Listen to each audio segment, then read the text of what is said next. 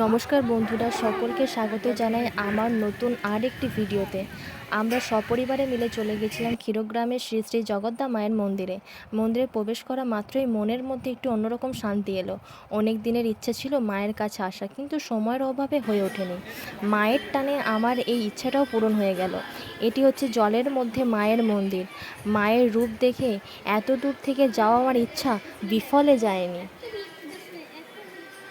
তারপর মাকে প্রণাম করে চলে গেলাম মায়ের পুকুরে মাছ দেখতে। সুন্দর দেখতে লাগছিল। তারপর আমরা মাছেদের খাবার দিলাম।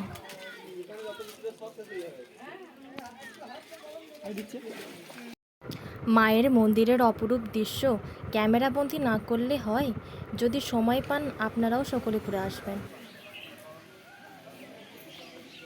তারপর মন্দিরের গোশালাটাও ঘুরে দেখলাম।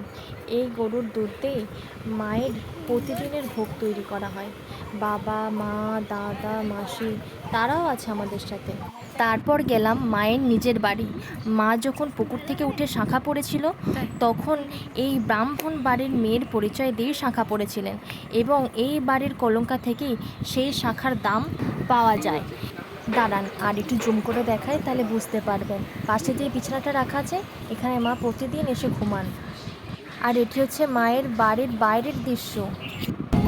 তারপর আমরা রওনা দিলাম যেই পুকুরে মা শাঁখা পড়েছিলেন সেই পুকুরের উদ্দেশ্যে। ওই যে বাইক নিয়ে সামনে যাচ্ছি, ওরা আমার দাদা আর ভাই।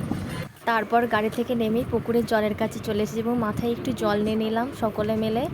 আমি পুরো পুকুরটার ভিডিও করেছিলাম, কিন্তু পুরোটা ক্যামেরার মধ্যে আসেনি। আজকে আমার ভিডিওটি এখানেই শেষ করলাম। ভিডিওটি ভালো লাগলে অবশ্যই লাইক, কমেন্ট, শেয়ার